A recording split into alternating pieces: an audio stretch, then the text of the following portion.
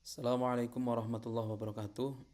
Hari ini perkuliahan harus kita lakukan secara online karena mohon maaf ada persiapan akreditasi HKI, sehingga kita harus berbagi waktu untuk kepentingan program akreditasi program studi HKI.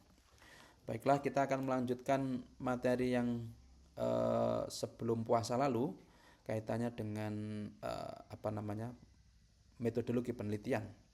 Hari ini kita berbicara tentang paradigma penelitian. Jika pertemuan sebelumnya kita sudah membicarakan bahwa penelitian adalah proses reproduksi pengetahuan yang baru, maka dalam reproduksi pengetahuan itu ada 3 paradigma. Pertanyaannya adalah, apa sebenarnya paradigma itu? Paradigma adalah cara pandang tertentu yang menjadi dasar dalam kegiatan pengetahuan. Jadi setiap pengetahuan itu akan timbul sebuah teori, akan timbul sebuah ilmu tergantung sudut pandang cara melihatnya. Orang eksakta akan melihat secara berbeda dengan orang sosial. Demikian juga misalkan orang hukum, meskipun ilmu hukum, ilmu pendidikan, ataupun sejenisnya, ilmu komunikasi, ilmu politik dan lain sebagainya, termasuk bagian dari ilmu sosial, maka dia juga punya cara pandang tertentu. Nah, paradigma ini hal yang paling mendasar yang menjadi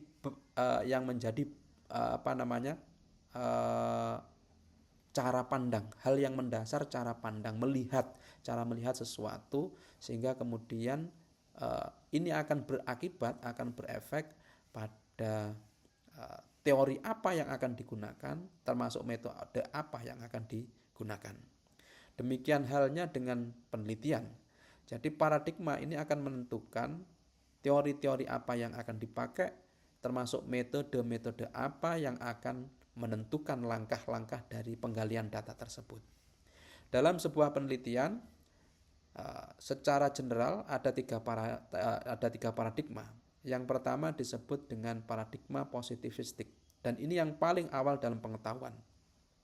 Paradigma positivistik secara sederhana adalah cara pandang, cara mencari kebenaran dengan metode deduktif, yakni mendasarkan pada generalisasi pengetahuan sebagai kebenaran umum. Contoh paling sederhana begini, misalkan 1 tambah 1 itu jawabannya 2. Dimanapun tempatnya 1 dan tambah 1 itu jawabannya 2. Ini namanya cara pandang metode deduktif, mendasarkan generalisasi pengetahuan. Ini yang terjadi. Nah, paradigma ini berkembang bagi ilmu-ilmu eksakta dan yang kemudian mempengaruhi ilmu-ilmu sosial. Jadi selalu bentuknya adalah kebenaran yang sifatnya general dimanapun. 1 tambah 1 dimanapun tempatnya, dalam situasi apapun tetap saja 2. Ini namanya cara pandang positivistik. Apa karakternya paradigma positivistik ini? Jadi pertama, realitas dipandang secara objektif dan berlaku hukum universal seperti yang saya katakan tadi. Misalkan begini, contoh paling sederhana dalam ilmu sosial. Orang yang belajar dengan fasilitas dan metode pendidikan yang baik, maka akan menghasilkan orang yang punya kualitas atau sumber daya manusia yang bagus pula. Jadi misalkan orang kuliah ditopang oleh media perkuliahan, fasilitas perkuliahan, misalkan ruang kelas dan lain sebagainya, termasuk LCD dan lain sebagainya, hotspot internet dan lain sebagainya, perpustakaan dan lain sebagainya, itu namanya media. Ditopang oleh cara pengajaran yang bagus, dosennya bagus, pengajarannya bagus, punya kualitas, sistemnya bagus, maka akan menghasilkan sumber daya manusia yang bagus pula. Artinya mahasiswanya menjadi orang-orang yang bagus pula. Dimanapun tempatnya begitu. Ini yang disebut dengan cara pandang positivistik. Dimanapun. Tetapi kemudian timbul persoalan. Ternyata ada orang yang fasilitasnya tidak bagus, cara pengajaran tidak bagus, tetapi manusianya berkualitas. Nah, ini yang kemudian menimbulkan pertanyaan dalam sebuah pengetahuan. Lantas bagaimana cara memandang pengetahuan seperti itu? Karena ada kenyataan-kenyataan. Nanti kita lanjutkan. Yang kedua, karakteristik paradigma positivistik ini, manusia dianggap sebagai makhluk ilmiah yang tunduk pada hukum yang ada dan tanpa kebebasan berkehendak. Jadi karena ini sifatnya generalistik. Yang ketiga, pengetahuan didasarkan pada prosedur yang ketat dan sifatnya deduktif. Biasanya dalam metode-metode penggalian data, paradigma penelitian dengan paradigma positivistik ini pakai survei, pakai angket. Nah, gitu. Maka akan menghasilkan yang sama. Nah, tujuan penelitian adalah menjelaskan fakta dan hubungan sebab akibat seperti yang saya katakan tadi. Misalkan fasilitas yang baik dalam pendidikan, kemudian metode pengajaran, sistem pendidikan yang baik akan menghasilkan manusia yang berkualitas. Nah, ini namanya menghubungkan fakta satu dengan yang lain. Ada hubungan kausalitas. Ya, jadi positivistik ini mengarah pada hukum kausalitas, sebab akibat. Nah, gitu. Nah, ternyata paradigma ini ditentang. Ini kan ilmu-ilmu alam, ilmu-ilmu sosial. Seperti dulu yang pernah saya sampaikan. Dimanapun tepatnya, ketika orang melakukan uji lab, pada situasi yang sama, maka akan menghasilkan yang sama pula. Dulu seperti yang saya sampaikan. Ketika ada petani membuat sebuah rekayasa genetik tertentu atau rekayasa tanaman tertentu, maka akan menghasilkan hal yang sama. Dimanapun petaninya, sejauh teori itu dipakai, maka akan menghasilkan yang sama. Misalkan lagi di laboratorium orang melakukan penelitian terhadap kandungan gizi dari beton misalkan. Ternyata seperti dulu yang saya ceritakan dalam beberapa hasil penelitian, ternyata beton itu memiliki kandungan begitu. Artinya cara prosedur yang sama, maka akan menghasilkan yang sama. Ternyata di tempat A di Jawa Timur diteliti di lab tertentu dengan cara tertentu, maka menghasilkan hal yang sama. Ada komposisi tertentu yang sama di dalam beton itu. Di Jawa Tengah begitu, di tempat yang lain begitu, bahkan di negara lain begitu. Nah, kembali tadi, biar tidak terlalu eksakta, kita kembali kepada penelitian yang sifatnya sosial tadi. Misalkan orang belajar tadi. Nah, itu. Ternyata itu kemudian dibantah. Karena ada fakta yang lain. Ternyata ada orang yang belajarnya dengan fasilitas yang tidak bagus, misalkan perpustakaannya juga tidak lengkap, internetnya juga suka ngadat, dosennya suka tidak masuk misalkan. Nah, itu. Terus kemudian pengajaran di kelas juga kurang menyenangkan, tetapi menghasilkan sumber daya alam, menghasilkan sumber daya manusia yang luar biasa, yang sama bagusnya atau bahkan lebih bagus daripada yang pertama tadi. Maka ini kemudian membutuhkan penjelasan-penjelasan. Inilah yang kemudian menimbulkan jenis paradigma yang kedua yang disebut dengan paradigma interpretatif. Memahami perilaku sosial sebagai sesuatu yang unik. Memahami fakta sosial sebagai sesuatu yang unik. Apa karakternya dalam paradigma interpretatif ini? Jadi dia mencoba menginterpretasi. Karena ini sifatnya kausalistik, kasus-kasus tertentu saja, tidak semuanya, tidak general gitu. Di tempat lain, ternyata fasilitas yang buruk, pengajaran yang buruk, sistem pendidikan yang buruk, ya menghasilkan sumber daya yang buruk juga misalkan. Nah, ini yang disebut sebagai tidak generalisasi, hanya di kasus tertentu itu saja. Misalkan mahasiswa UIN Salatiga itu fasilitasnya kurang menarik, misalkan LCD rusak, nggak bisa dipakai, internetnya ngadat. Nah, misalkan kemudian perpustakaannya juga lengkap, misalkan gitu ya. Ternyata mahasiswanya luar biasa, melebihi dari kampus-kampus yang lain yang bagus. Nah, hal yang seperti ini yang kemudian perlu dilihat dengan cara cara paradigma interpretatif. Nah, ini yang kemudian membutuhkan. Nah, karakternya apa? Paradigma interpretatif dalam penelitian ini, realitas sosial dipandang sebagai sesuatu subjektif, diciptakan, ditafsirkan. Jadi dia berdiri kadang-kadang dengan sendirinya dan memberikan makna. Dan kita yang harus memberikan makna-makna itu. Hakikat manusia adalah pencipta dunia, memberikan makna terhadap dunia, tidak terikat terhadap hukum eksternal.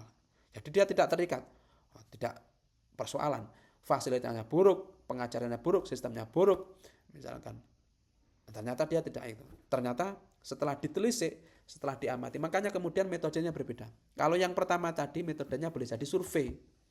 Apakah fasilitasnya bagus? Bagus. Apakah pengajarannya bagus? Bagus. Apakah perpustakaannya bagus? Bagus. Maka kemudian hasilnya bagus. Kalau ini enggak ternyata. Nah, ini tidak pakai survei, tapi pakai boleh jadi diobservasi, diamati, dicermati, boleh jadi diwawancara, dicermati. Ternyata memang nggak menarik belajarnya itu, tetapi mahasiswa itu ternyata belajar. Jadi dia memanfaatkan apapun yang ada. Bacaan-bacaan yang sedikit itu ternyata mahasiswa-mahasiswa UIN itu belajarnya tidak hanya di perpustakaan punya kampus saja, tetapi dia ternyata belajarnya di perpustakaan daerah. Tempatnya jauh lebih nyaman, bukunya lebih banyak. Ternyata dia tidak hanya belajar di kelas, ternyata dia mengikuti banyak diskusi dimanapun tempatnya, diskusi online, diskusi apa itu.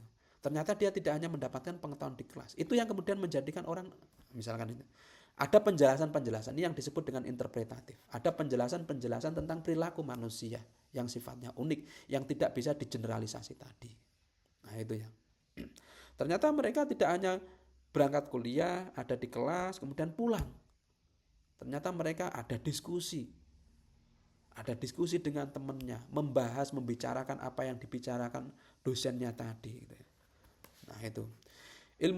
Dalam konteks ini, karakter interpretatif ilmu pengetahuan didasarkan pada interpretasi secara induktif dan menemukan makna. Makna. Kemudian diwawancarai, kenapa kamu? Ya kita itu kan mahasiswa, misalkan mohon maaf, kita itu kan mahasiswa dengan fasilitas yang tidak baik. Ya kita itu khawatir akan masa depan kita. Ternyata setelah diwawancarai begitu. Maka tidak ada hal lain kecuali kita mengubah diri kita. Bukan kita tidak bergantung pada situasi yang ada. Situasi yang ada itu apa? Situasi yang ada media belajar, fasilitas belajar, sistem pengajaran misalkan. Ternyata ini yang menjadikan mereka, ini yang disebut dengan interpretatif. Yang terakhir, karakteristik dari penelitian interpretatif ini, penelitian ini dimaksudkan untuk menafsirkan, memberikan makna, memahami kehidupan dan menekankan pada pemahaman. Ini dua karakter yang berbeda. Paradigma yang terakhir disebut dengan paradigma kritis. Kalau yang pertama, yang kedua itu hanya menjelaskan fakta sosial dengan paradigma yang berbeda, yang sekarang berbeda namanya paradigma kritis. Jadi paradigma kritis ini pada lanjutan. Kemudian orang bertanya, kalau kamu sudah tahu, bisa memaknai fakta-fakta sosial begitu, lantas apa yang kamu lakukan? Kamu toh tidak bisa mengubah apapun gitu. Kamu hanya menjelaskan. Maka kemudian ilmuwan itu menciptakan sebuah paradigma yang disebut dengan paradigma kritis. Ini yang kemudian nantinya melahirkan sistem penelitian disebut dengan action research. Action research itu penelitian yang melibatkan orang yang diteliti, yang memosisikan orang yang diteliti itu bukan sebagai objek atau bukan sebagai subjek belaka, tetapi orang yang berdikari, orang yang mandiri, dikasih tahu. Nanti maka metodenya berbeda. Ada yang di sini, nah kemudian timbul participatory action research, dalam penelitian disebut dengan PAR. Nah itu ya. Artinya partisipasi action research apa? Penelitian tindakan yang partisipatif, melibatkan orang-orang yang diteliti untuk melihat kekurangannya, untuk melihat kelebihannya, kemudian untuk melakukan evaluasi diri bagaimana perubahan itu bisa terjadi. Orang miskin itu kenapa? Dalam paradigma interpretatif hanya dijelaskan karena ada struktur sosial yang memiskinkan. Tetapi kalau dalam paradigma interpretatif ini, miskin itu terjadi begini-begini, dikasih tahu, yang diteliti itu dikasih tahu, sehingga kemudian dia berdaya. Oh sebaiknya kita tidak terlalu tergantung. Oh sebaiknya kita melakukan mandiri. Oh sebaiknya kita membuat ekonomi kreatif. Nah, itu namanya.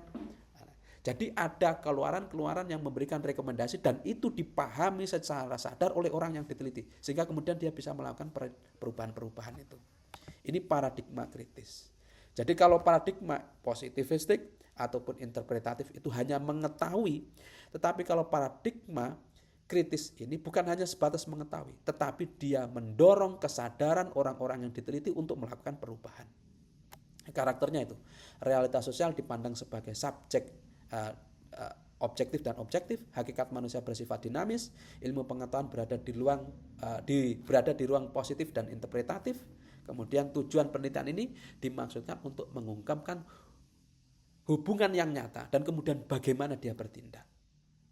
Nah, ini nanti setelah ini kita akan berbicara tentang penelitian kualitatif dan kuantitatif. Oke, silakan jika ada pertanyaan. Terima kasih. Assalamualaikum warahmatullahi wabarakatuh.